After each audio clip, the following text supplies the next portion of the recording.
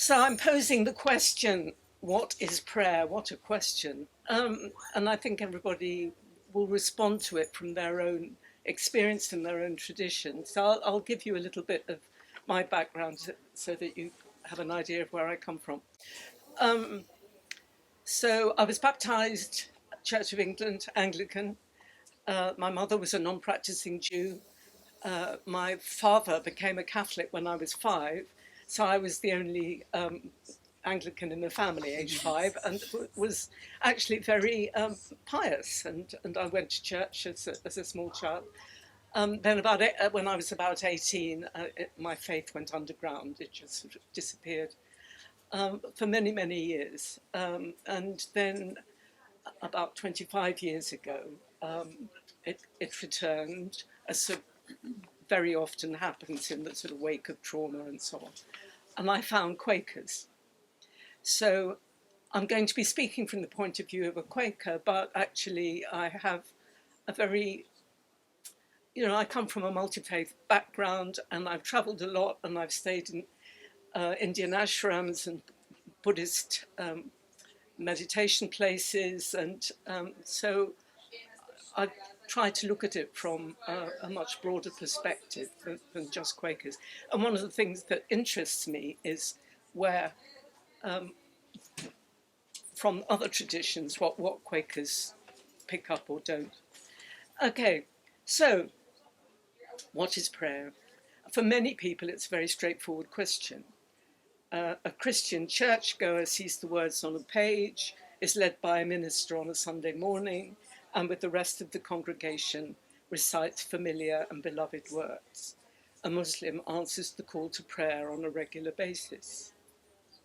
Prayer is a central practice for most of the major religions, and in some, Islam, Orthodox Judaism, Roman Catholicism, spiritual practice, communal or personal, is mandatory.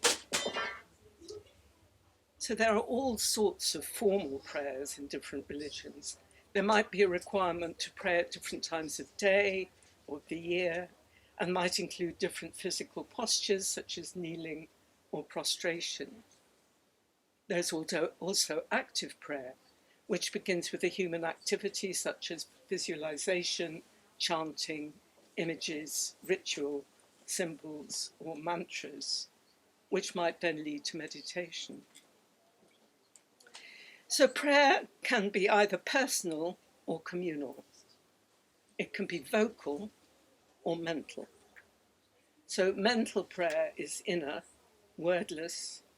Vocal prayer uses words, usually in the form already written and frequently used. So far, so good. But for others, the question is more problematic. So I was brought up, as many have been, with the vague idea that prayer was asking a superhuman being called God to do something. In church, I would obediently repeat the words in front of me. And even in my agnostic phase, in extremis, I would call out silently from the depths, asking for help from I knew not what.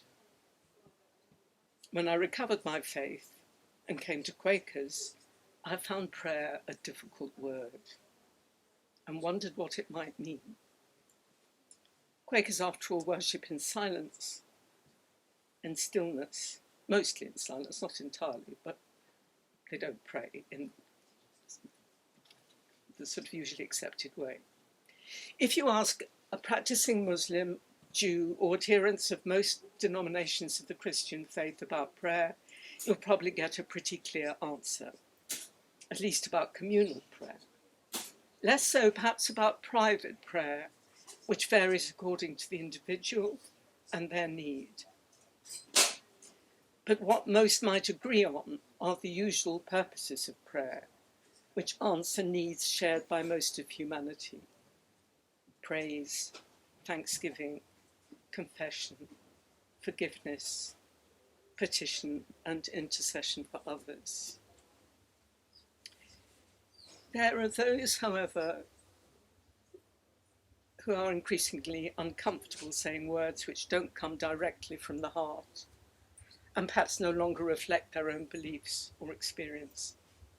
And for a faith tradition like Quakers that doesn't have a ritual or liturgical practice, and a worship practice that is mental and often personal, it's hard to define and perhaps also to do. But we're not alone in finding it a challenge. Even monks talk about going through the motions and the difficulty of keeping mind and voice in harmony. St. Paul said, "We don't know how to pray." So most communal worship is vocal, structured, programmed. Let us pray, the familiar invitation to assembled church congregations. Quakers are unusual in having a communal worshipping practice that's based on stillness.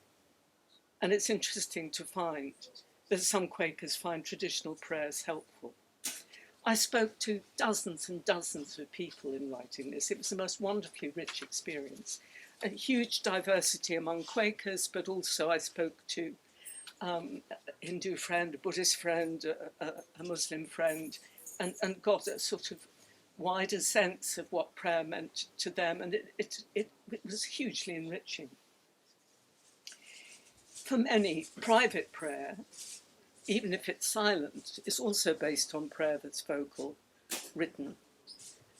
But personal, private prayer is where other kinds of prayer is closer, perhaps, to for Quakers than other kinds of prayer. So let's look at the purposes of prayer. Petition and intercession, asking for things for yourself or for others, are the kinds of prayer that cause problems for many people.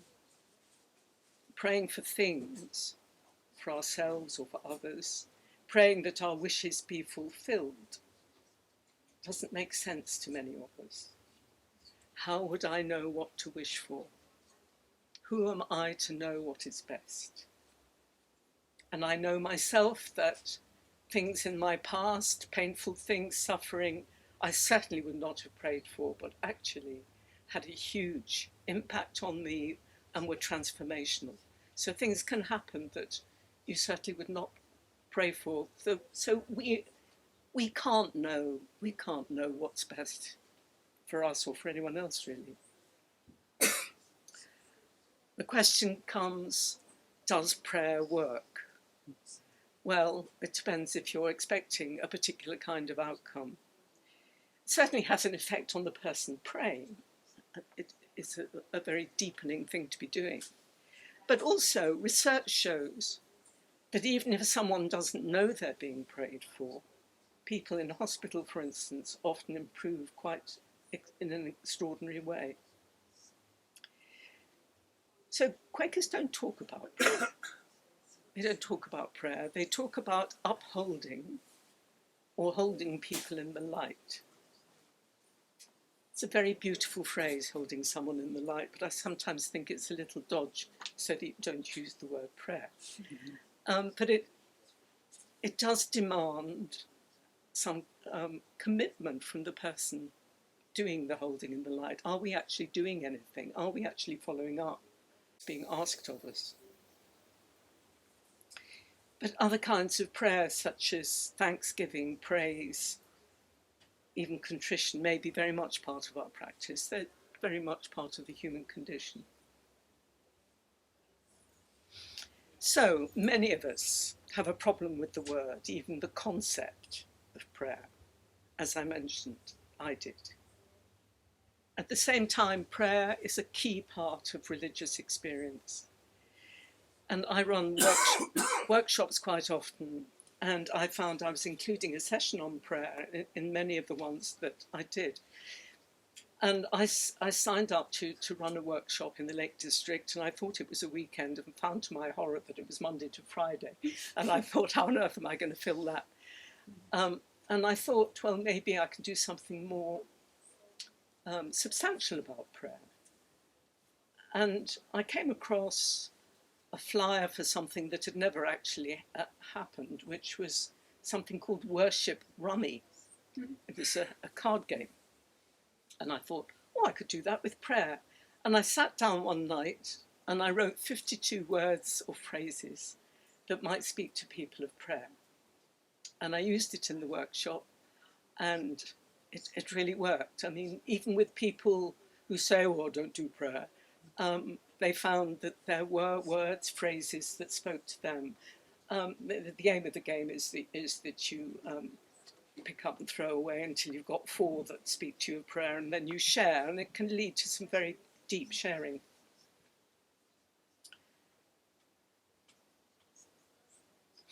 And I found that it seems to speak to people of all denominations and different faiths too, which surprised me. So one of the central issues is, who or what are we praying to? We may not know. A Quaker who's also an Anglican priest said that our understanding of prayer relies on our understanding of the nature of God. The word God is difficult for many people. Some people prefer the word spirit, divine, light, the universe. Some perceive God as not so much being as a being, but as a power, an overarching presence, the life force. A Buddhist Quaker friend talks of his inner guide. And really, once you start to try to define God, you are distorting. It's beyond our knowledge.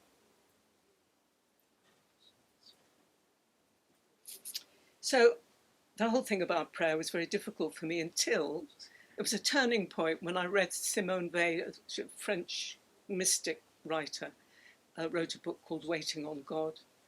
And she talked about prayer being unmixed attention, all the attention that the soul is capable of.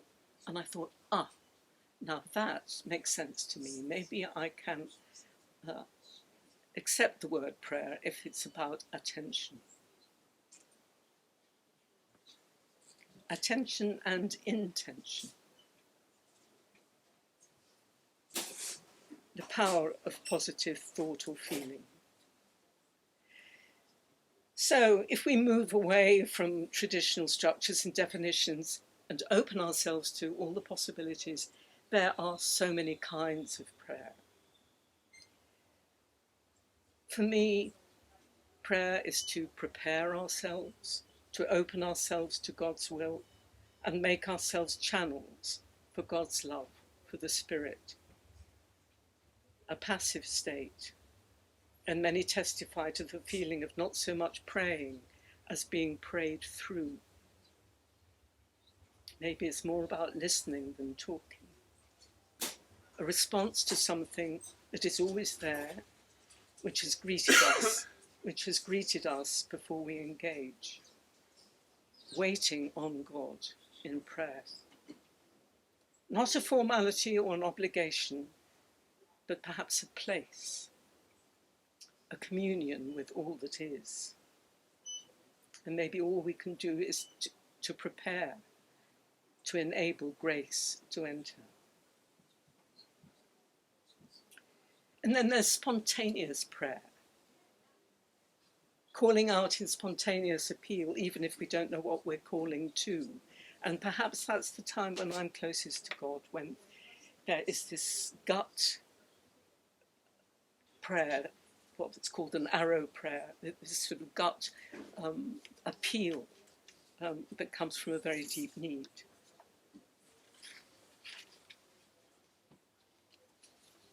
And maybe, we can't necessarily understand what the divine is, but that we can just accept that there is something greater than ourselves.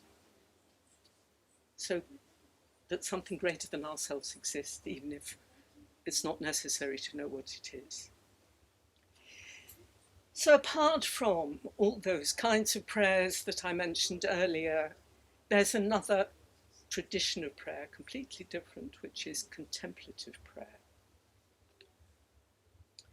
So beyond the generally accepted forms and types of prayer lies an ancient and wholly different tradition, which can be found in most religions in the world.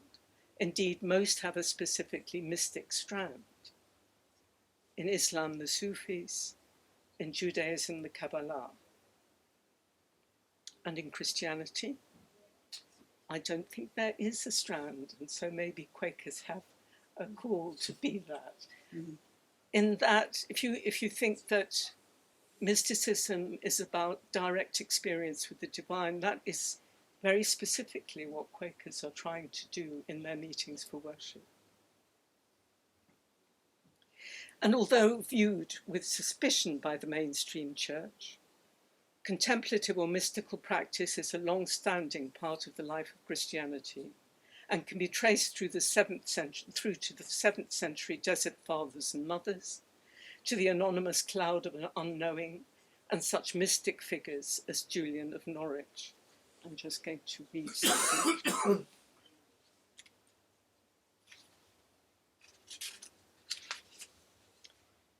So contemplative prayer is about being present and getting ourselves out of the way.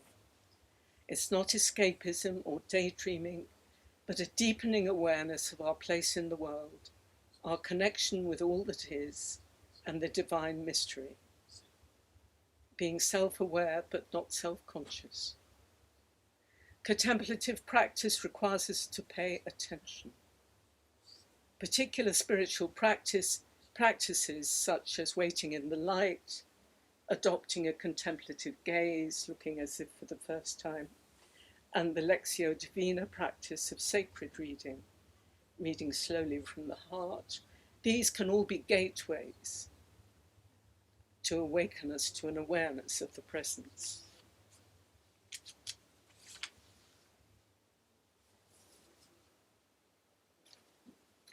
And as writers from many traditions have testified, this is from David Steindl-Rast, who's a Benedictine.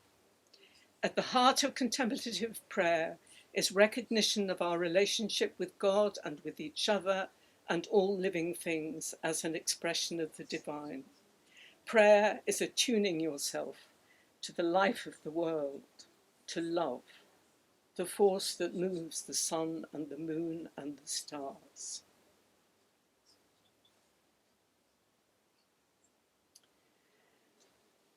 So maybe prayer is everything, all our activities.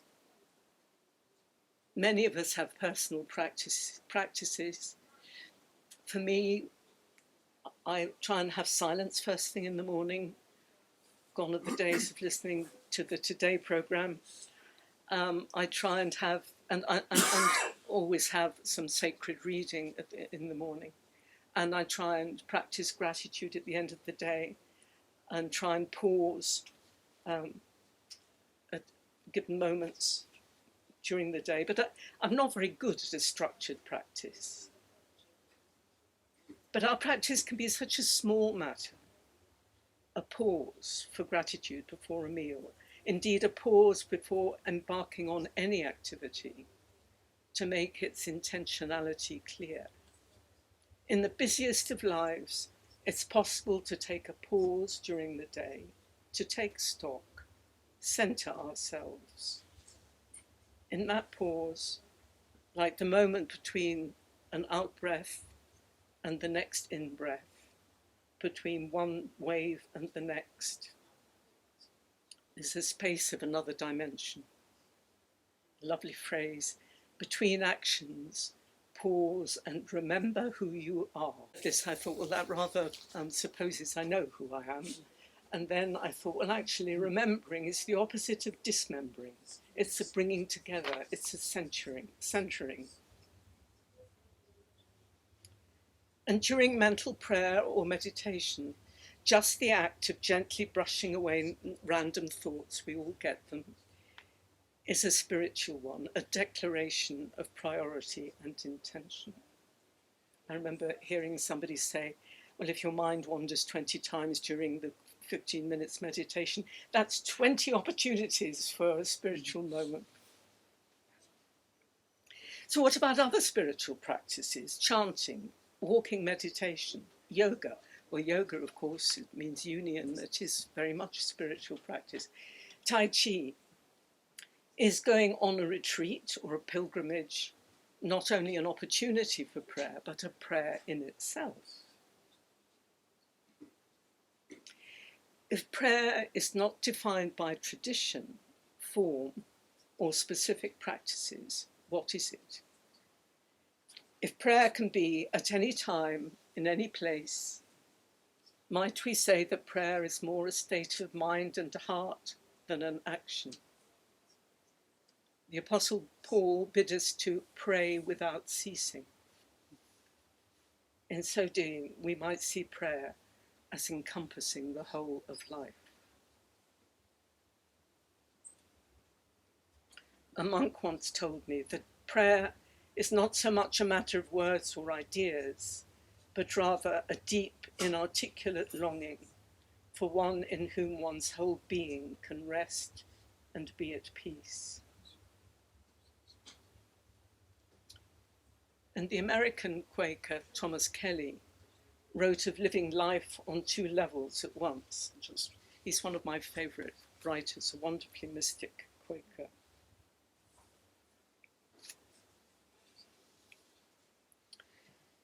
On one level, we may be thinking, discussing, seeing, calculating, meeting all the demands of external affairs.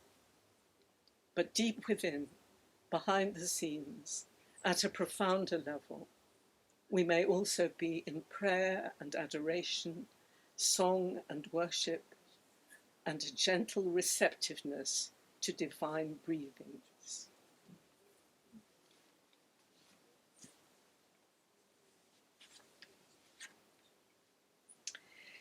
So we all have our individual relationship with prayer, our own practice, our own understanding of what it means. This talk has perhaps not been an answer to the question, what is prayer? But the beginnings of an exploration. In the end, it's important, in the words of John Chapman, to pray as you can, not as you can't.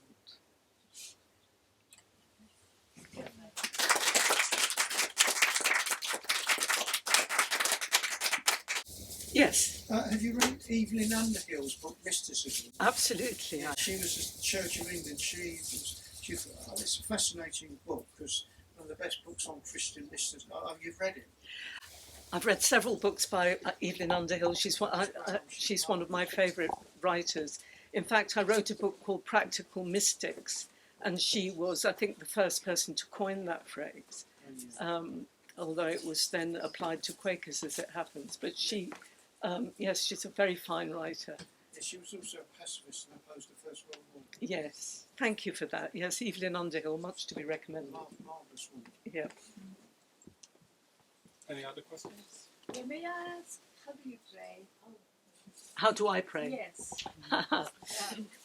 You see, I still find it difficult. I'm not sure I do. I think many of us do, but we don't call it prayer.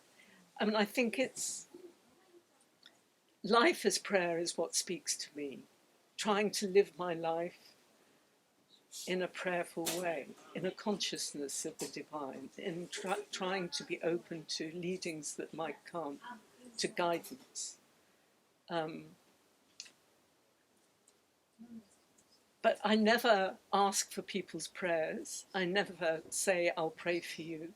I do use our well-worn phrase, upholding. Although I sort of have a sense it's slightly mealy-mouthed, but I can't bring myself to say that I pray. What I would like to say is that I try and live in prayer. Because in prayer, you have mentioned gratitude. Gratitude, yes. Another word that comes to me is compassion. Yes. Yes. Compassionate. Sometimes so hard to be. Yes. Getting, so angry or annoyed back, or people's actions, or even your own actions, Yes, I mean, it's part of our deep relationship with the rest of the living world. The compassion is a hugely important part of that. Yeah. Thank you. Would you say that there's a difference between, you mentioned in the quote that you read, prayer and adoration, or maybe prayer and praise? As in, is there a difference, perhaps, or is it the same thing? Do you see what I mean? I don't think it's the same thing. I think praise and adoration is one form of prayer, as is thanksgiving, as is regret, contrition, as is upholding. I think they're all different aspects of prayer. And the word adoration, I think, certainly many Quakers would find quite difficult in terms of sort of bowing down to some superior being. I mean, I do think that the friend who said that our understanding of prayer is reliant on our understanding of the nature of God has got it. You know, I mean, I do think it depends entirely on what one feels the divine is in one's life as to what one thinks prayer is. A question that came up for me when I was writing the book was the difference. Is there a difference between prayer and worship? And it hadn't occurred to me before, because Quakers in particular talk a great deal about worship. We never talk about prayer. I mean, even early Quakers didn't talk about prayer much. But worship, we do talk about a great deal. So I asked quite a lot of people what they thought the difference between prayer and worship was. And I got some really interesting responses. I don't know if I can find this one in particular that I like.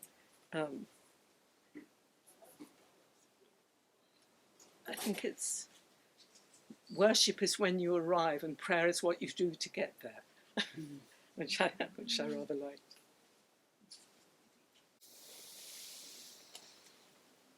Yes. Not a question, but I mean, we talk about meeting for worship, but it never seems like worship very much at all these days to me.